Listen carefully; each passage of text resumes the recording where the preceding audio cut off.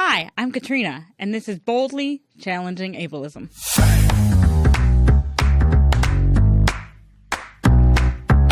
I'm your host, Katrina Simons. I'm the Community Program Specialist at the Institute on Community Integration at the University of Minnesota. This program explores various topics that impact people with disabilities in our community. Each episode addresses a different aspect of our society within the context of ableism. Ableism is the prejudice that stems from the belief or belief system that assumes someone is less capable or less worthy because of a real or perceived difference in ability or function. On this program, we hope to answer some questions you may have been afraid to ask, or maybe some you didn't even know you had. Thanks for joining us. I hope you enjoy the conversation.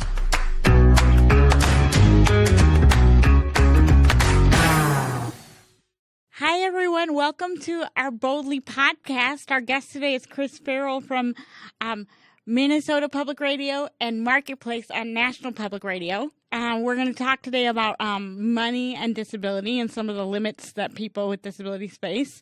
So we're really excited for this episode. Thank you for joining us, Chris. Oh, well, thank you for having me. Can you tell us a little bit about yourself and your work and your life? Sure. I'm a journalist and an author, and like many people, it was not a straight line to where I am now.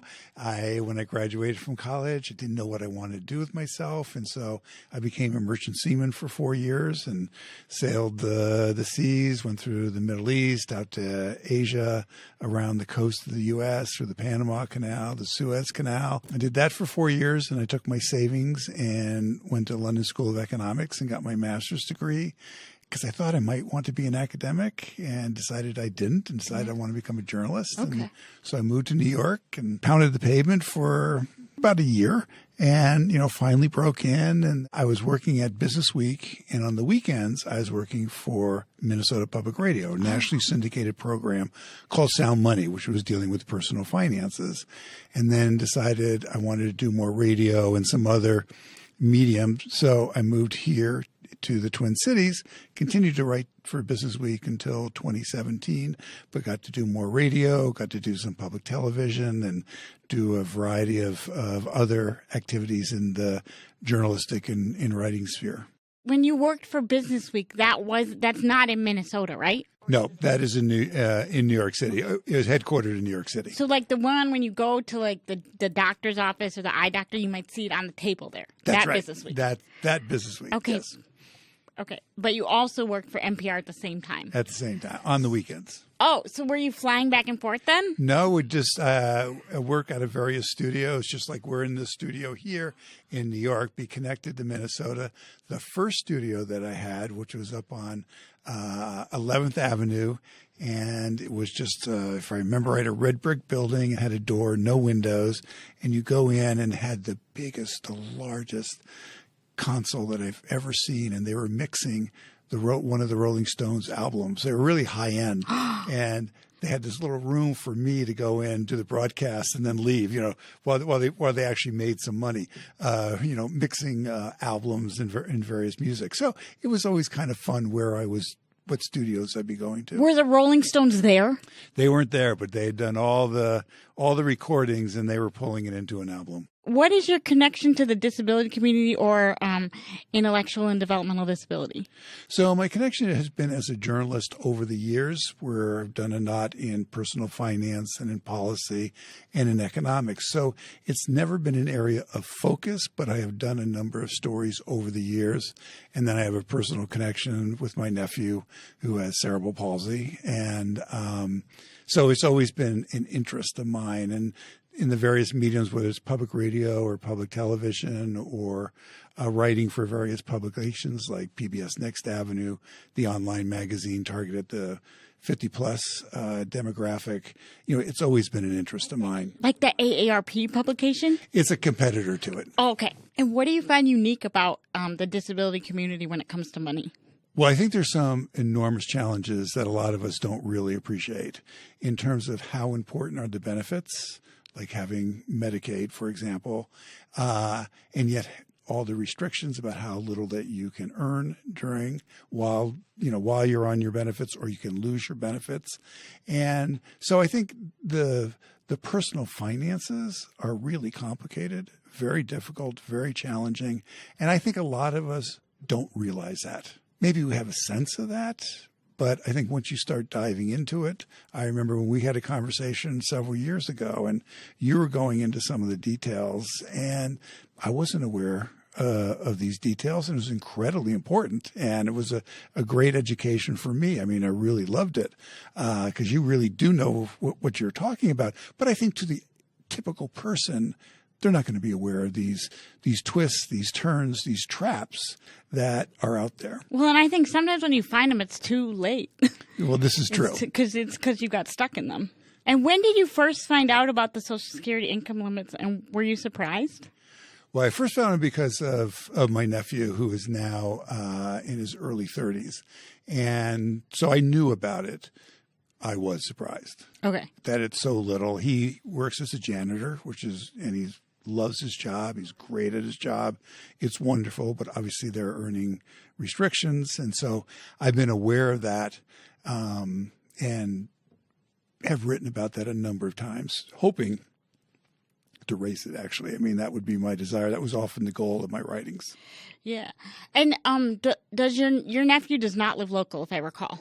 No, he lives in Washington, D.C. And does your sister help him manage his finances and things like that? Yes. Okay. And does she feel that she has access to the right information? She was very disciplined, very research-oriented, very much his advocate. So she's a remarkable resource. But it was a lot of work, as you know, and a lot of really getting the information, really talking to people, understanding everything. And so, no, she's done an absolutely magnificent job. And she somehow was able to find that information. Yes. It wasn't like she didn't know and then one day he lost all his benefits. No. Okay, no. Because that is something that happens to people sometimes. No, that's not happened. Okay, and have you heard of Able accounts? Yes. So Able accounts is a really important development. The law, I believe, became effective in 2016.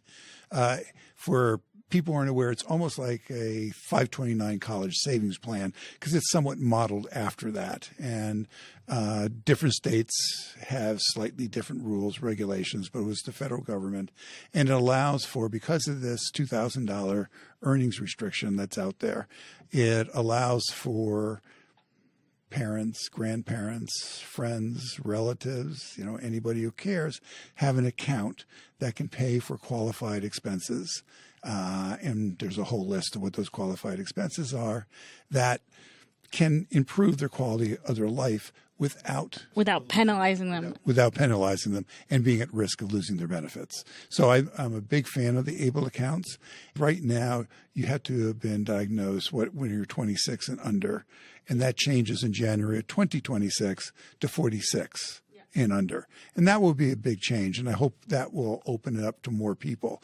But my main piece of advice there is you really do want expert advice, whether it's a personal financial planner that's very knowledgeable about it, or a lawyer who's very knowledgeable about it, or somebody in the broader community who's very knowledgeable about it, because you don't want to make a mistake. Then there is some nuances, and every state's slightly different, and you can participate in an Able account in different states. Yeah. It doesn't have to be in your own state. Like with the 529 plan, if you decide, I like the way they're doing it in Michigan, you can participate in the Michigan plan rather than the Minnesota plan.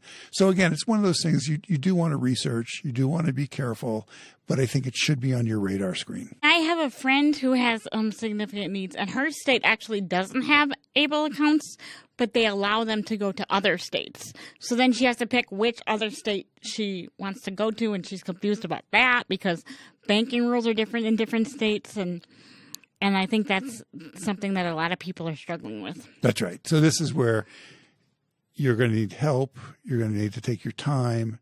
You're going to need to research it, draw on your community to help you do this. But it is worth investigating. And I think for probably most people, it's worth having one. Yes. I think there are some very rare occasions where it isn't worth having them, but I think they're pretty rare. Yeah. I'm told.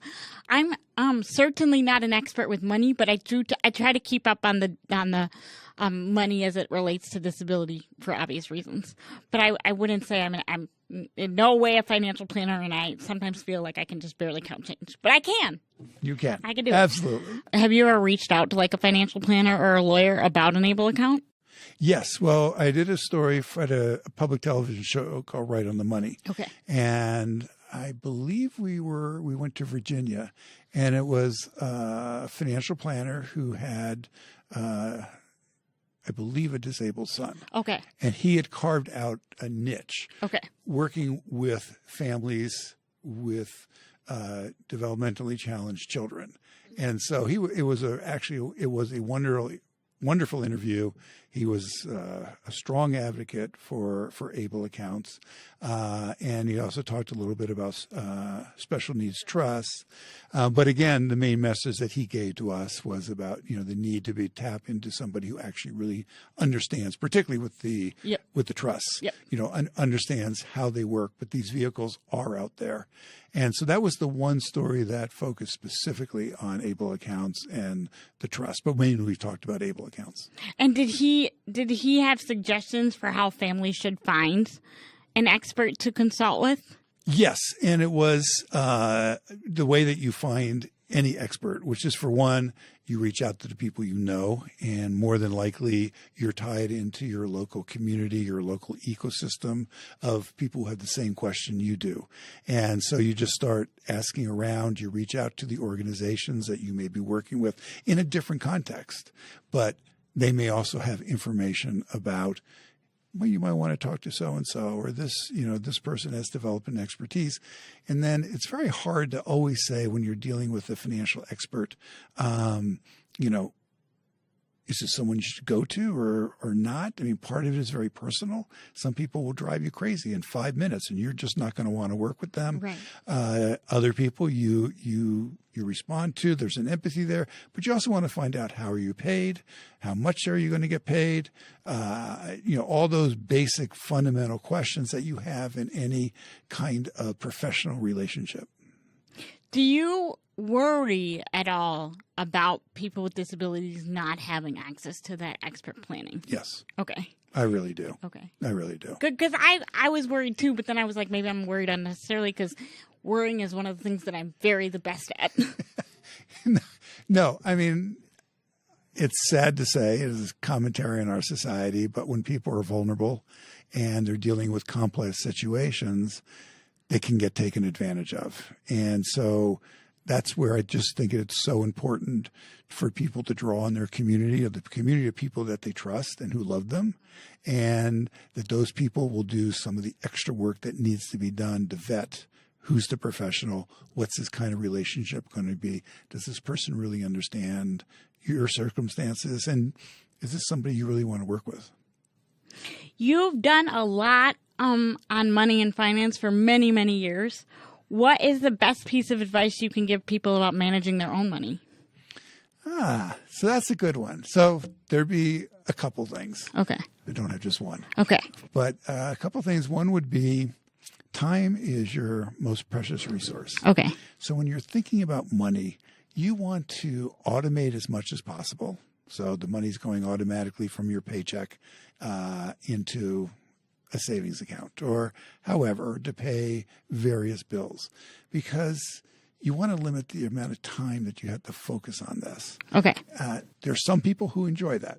Now, and I actually do know some people who, the joy of their life is sitting down with an Excel spreadsheet and, dealing with the numbers. Let's put that person aside. That's okay? not most people. That's not most people. Time is your most precious commodity. So you want to automate as much as possible. You want to keep it as simple as much as possible. And then the other thing is a classic phrase in the world of finance, personal finance, economics, a margin of safety. Okay. And what a margin of safety means that, if you have a setback, you're not looking at catastrophe. It's a setback. Setbacks are never fun. Setbacks are never enjoyable to deal with. But you have built yourself up a safety net so that you may hurt, but you're not in a catastrophic situation.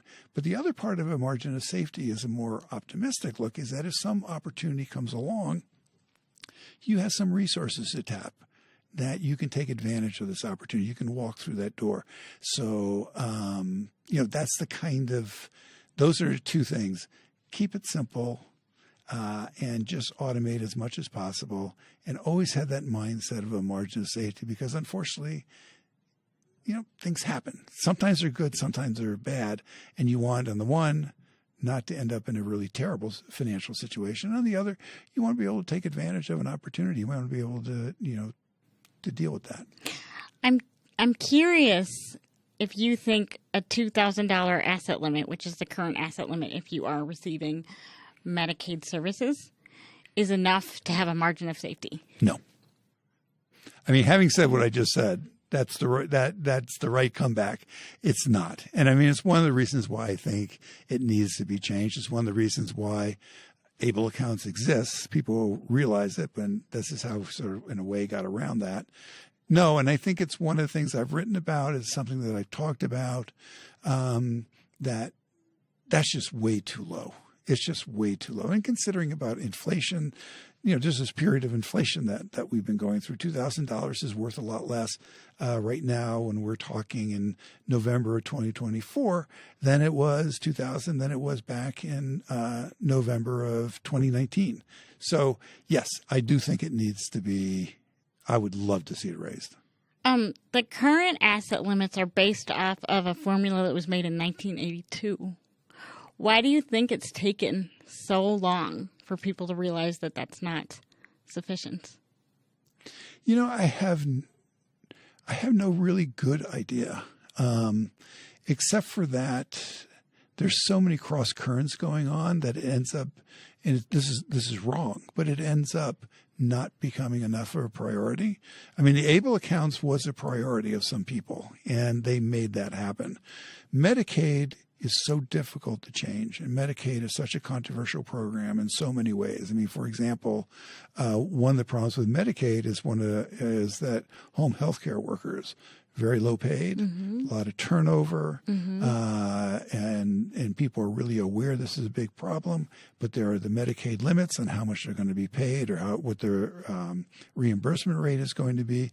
And there's been a widespread acknowledgement that this needs to change, but it has not been made a priority. Thank you. I also agree with that. You recently edited an issue of our magazine that's called Impact here at ICI, and it was about IDD, so intellectual and developmental disabilities, and retirement. What are your concerns about retirement and finances? And you can go to both people without disabilities and people with disabilities. So that was a wonderful experience, being the guest editor for that magazine. I mean, I really enjoyed that. Oh, I'm so glad. Yes, that was incredible. I think one of the things that is vastly misunderstood or not known is that people with disabilities are living longer. And so now retirement is an important topic. And I don't think your public policy mindset, I don't think a lot of your individual mindset is thinking about retirement in the traditional sense, but it's real. Yeah. And that's what I took away from that experience. So then you kind of get to all the fundamental basics about as you get older, you want to have purpose. You want to have community. You want to have connection. Those two things are incredibly important to the quality of life. And then you want to have the financial resources. And so, as we were just talking about, $2,000, that's not enough. And, making sure that people, are engaged in their community, that they're part of the community, that, they're, I know some of the interviews that I did that, they're going with other peers who may or may not be disabled, but they're there and they're making connections and they're part of the community and they're engaged in activities. It's incredibly important. Those two, having a purpose, having connections, and, having an adequate standard of living.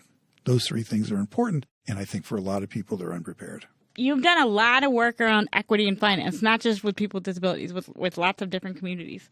What is one thing you can tell us that might be surprising to the audience? So I think the one thing that might be really surprising to the audience when it comes to equity and disability, personal finances, is the starting point when you're thinking about the community is that people want to work. And that is your starting point. We have this in the broader society, we always assume people don't want to work, and then you have to create incentives for them to work. And I think from, the stories that I've done, the research that I've done, the personal experiences that I'm aware of, the conversations that I've had, your starting point is that people want to work.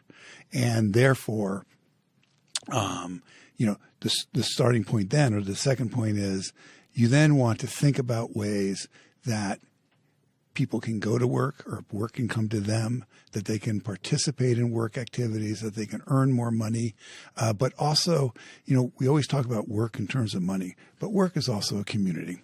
And that's where you make connections, and people care whether you show up, and people gossip, and there are people you like and there are people you don't like. It's a community, but you're part of that community, and that's what work really does. And you feel that you are contributing, because at a core, we all want to be useful. That's a primary motivation that everyone feels. And so there was a very sad story that was told to me by a gentleman. And he has a company, and it works with people with disabilities, and business was down, and he had to let people go, saying, when we got our contracts or, business picked up, I'm going to call you. And he was aware that people were sitting by the phone waiting for that phone call. And so you don't want people waiting for our phone call.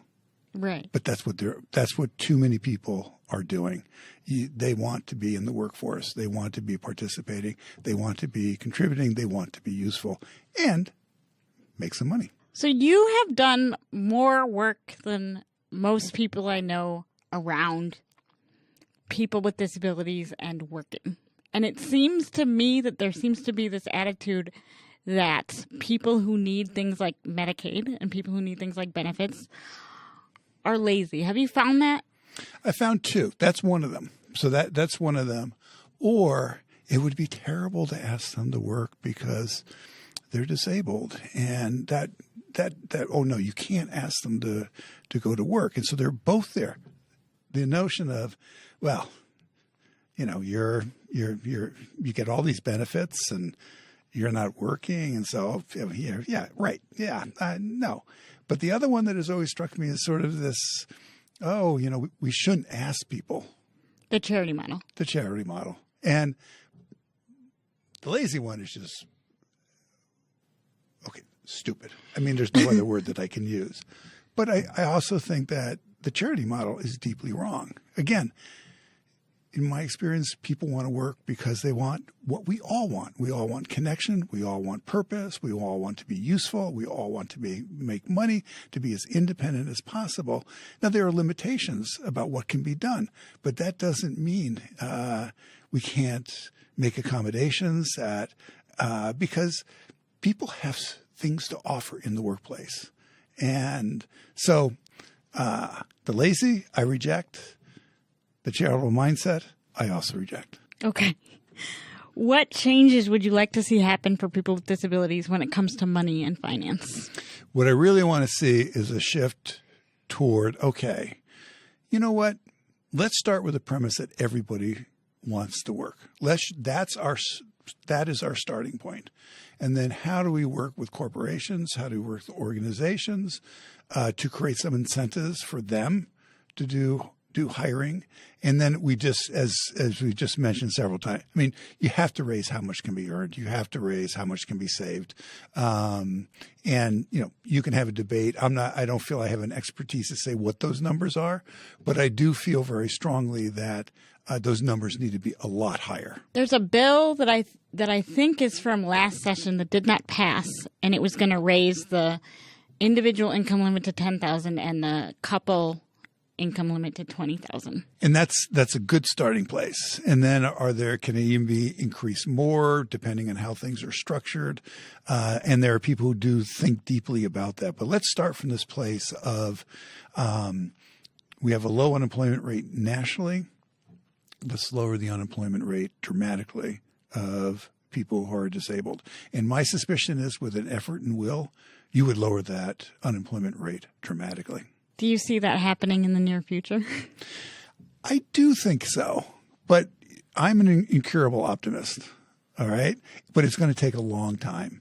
But my hope is there are enough good people out there who are aware of good people who are disabled and want to work and want to contribute, and that this is a worthwhile political and legislative effort to make to bring about changes, because everybody benefits from this change. Everybody. And so, yes, I'm hoping that there's enough people of goodwill that this happens within a reasonable time frame. Well, that's a lot of optimism for a Monday. It is. Way to yes, go. it is. Way to go. I love it. Well, thank you very much for joining us today. Thank you. Thank you. Thank you for joining us on Boldly today. We hope that you have a good rest of your day, whatever you're doing.